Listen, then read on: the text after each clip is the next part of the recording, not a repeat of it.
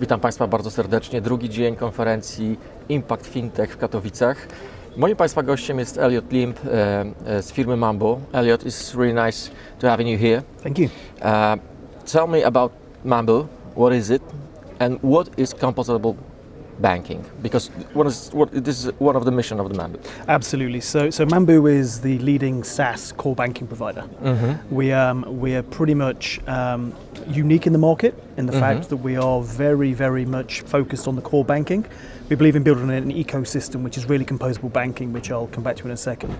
But we've been going now for several years. We've built a good reputation. We've built with Greenfield, originally lenders, now more into core banks. So N26, one of our clients, Oak North in the UK. We work with some of the larger banks as well to really what they call speedboats. So ABN AMRO formed New 10.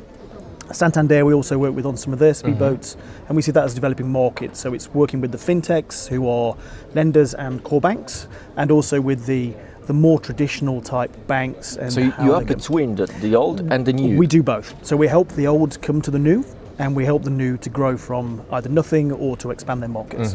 We are talking a lot about the battle between the old and the new. Old banks to this traditional business has changed really, really fast. Absolutely. And it's still changing. Absolutely. But it's gonna be with us. What do you think about that? So interesting. I've been in banking for 20 years. So first of all, I worked for banks. There were big banks. I worked for Citi. I actually worked with Hanlowy as well in Warsaw at one point. I've worked with Barclays, with Deutsche, with several of the larger banks. I then went to work for fintechs. And recently I've run a consultancy for 3 years around digital banking transformations and how are things changing. So 3 years looking at the market, what happens next, how do we grow? And then joined MAMBU as the Chief Customer Officer to help really bring that to light in who I saw as the best bet as a fintech to help all of these people grow. So really it's, the difference is a challenger bank, as they were called, only stays a challenger for a short period of time. Once they've got the operations, the legacy, they become a bank. Right, especially the ones with a license. People are running on cash licenses, people running without licenses, slightly different story. But I think what happens next is that the incumbent banks or the older banks who are launching speedboats, seeing how they grow, come back and disrupt the challengers. So it's a very different way of working. And we start to ask the question, what is a bank? And where does a bank go? Does a bank become a trust token, which is purely what it could be? So when you look at the big tech coming through for Amazon into JP Morgan, etc., what does that mean? That means you're probably going to have Amazon Bank with a commodity that is one of the large banks underneath it, really driving through what the regulatory minefield and keeping the capital reserves and liquidity flowing. Amazon, Apple, these guys aren't going to want to be regulated. So they won't. I don't see that ever happening. It will mean their entire business gets regulated. There's a reason General Electric sort of left the financial services market. It's because the regulators started pushing the boundaries of what they could regulate. And so it becomes quite an overhead and quite a limiting cost base to actually drive a business and keep it innovative and agile. So I think when it comes to which banks will win and what will banking look like in the future, nobody knows. And I think anybody who guesses is probably fooling themselves. It will be the most agile bank with the highest risk tolerance for technology risk. So I think you can mitigate technology risk because it's perceived. And so when you move to SaaS, you move to cloud, you move to something like MAMBU, you can perceive a risk. Right? But if I asked you, even for the extremes, continuous release, okay? When was the last time somebody's online banking system went down? It happens quite regularly in the industry, right? When was the last time Google didn't work?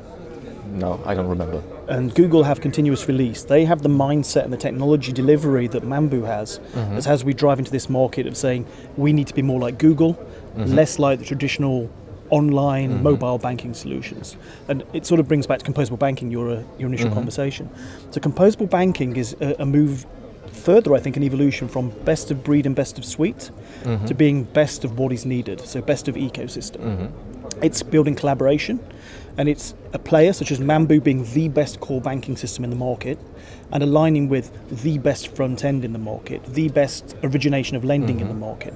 And so we build a composable banking platform and a composable lending platform that really operates like music. Okay, and I am an ex-musician, so I sort of see this very simply from composable. Musical trends and tastes change over time.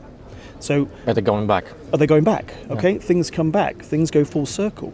And I think if you have an infrastructure that has the agility to drive what are the current trends, the current needs, keep it customer centric, that manages risk, So we manage technology risk for you, but we also enable you to not ignore business risk, because the biggest business risk any bank can take is to do nothing. Is to do nothing. To do nothing, now. Because if you do nothing, 20 years ago, doing nothing was the main business team. Just you started at 8, finished at 3 o'clock. Exactly.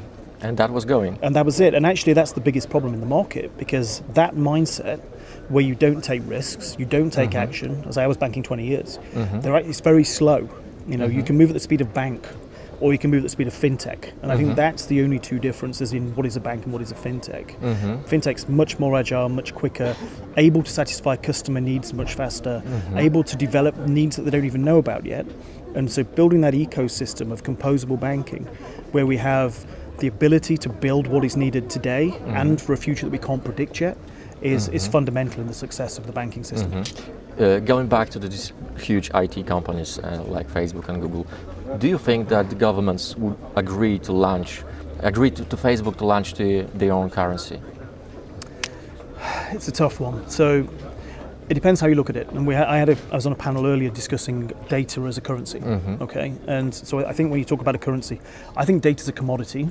Yep. And so analytics and AI is the currency, okay, that sits on top of the data. So it's a derivative as opposed to a commodity. What you can extract from data, that is the domain. Absolutely. And so when you look at a currency, so if Libra is a real currency and it can be regulated properly and it can be moved in the same rules and regulations as a standard bank, then yes, it can become a currency.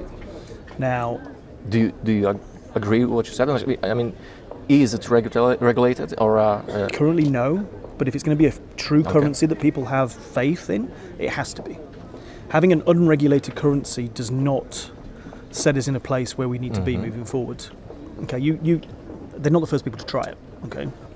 So PayPal set out to be a currency and a payment mechanism. Yeah. It became a payment mechanism because doing the currency bit was too hard. Too hard and too regulated. Exactly, right? Bitcoin tried to do the same, but became a pseudo-currency, cryptocurrency, but it's not a payment method, okay? Because you still have to go through some way of doing that. I think if Facebook really wants to, or any of the big tech companies really want to launch a currency, trying to avoid being accepted by the payment mechanisms, so you can actually be accepted wider. Okay, Facebook has the breadth and the reach, but it still needs to go more diverse across how things are accepted. If it thinks it can do that without being regulated, I think it will be very surprised because it's under enough criticism and coverage through the data breaches and data control. And as I say, if you see data as a commodity and you see analytics as a currency, commodity I think is okay, that can get away with. As soon as it becomes currency, as in the derivative side, then it becomes a very different game because it's open to the usual fraud. It's going to be very difficult because when you look at the election process and how much impact has Facebook on that in many countries, it's a huge team. What team going to be the main team in the banking industry in the next year, 2020? So, as in what? Who is going to be the leaders? Who are going to drive things? I think you'll see. I think you'll see a lot of the more cool fintechs that actually are really banks. So, if you look at how challenger banks have evolved. I think you had a first generation of fintechs or challenger banks that really didn't grow, and they got stuck because they became banks with a legacy. You look at the more modern players. One of our customers, N26, I've already mentioned. I see them continuing to drive the market, continuing to expand, and I see them being the poster children of what does a neo future bank look like. I think you will see some of the players fight back. So I think you'll see in Poland, the likes of mBank, who have basically been as a disruptor anyway for a while. They will continue. You'll see the likes of PKO, who now have a very key digital strategy and transformation building. They will, again, as I say, I think they will come back and almost disrupt the disruptor. And I see that they're investing, they've got the reach, they've got the history, they have the analytics, and they have the data points through a long period of time that you don't have with the new banks. So I think the incumbents won't change, the challengers won't change, their positioning relative to each other will become much more equal. And I think you will see some changes in, coming back to the composable banking, I think you'll see changes in ecosystem. I think when we can get to a real trust collaborative mindset, so as an example, I actually asked it in a session this morning. Would everybody in this room put their hand up and share their innovation, their strategy with everybody else in the room? And everybody laughs because nobody's going to do it. Yeah. If we want pure transactions, then that's fine. But if we want to get collaboration and build ecosystems, then got to get to a point where there is more trust, there is a better way of working, and we have that collaboration, deep understanding. So more collaboration. More collaboration, and I think it's the right collaboration. So we had, go back to 2008, everything was perfect, it worked. Banking was good, Everyone was happy. Everybody was happy, okay? Yeah. Then things went wrong. We tried to do customer segmentation, we gave white glove treatment to the top tier, and we let some people fall into lower tiers of banking. Not customer centric, not the right answer. Made some very big mistakes, I think, in banking. So we decided to throw technology at it and make that the answer. You ended up with the API economy. Now, APIs are great, but they're a technology connector. There needs to be a lot more to it. Next generation is around collaboration, where you actually have not just a technology connection, but you have a connection at a strategy level and a value creation outcome level, which is really important. And the natural progression of that is the infrastructure that we are calling composable banking, that drives through an ability for people to facilitate that model, to build out what is needed, and to drive not just their own bank, but banking as the next evolution. So it's going to be interesting year, another interesting year. It's always an interesting year. Elliot, very thank you for visiting our studio. Thank you for conversation and for your time. Thank you very much. Moim Państwa gościem był Elliot z firmy MAMBU. Bardzo dziękuję. Thank you. Thank you.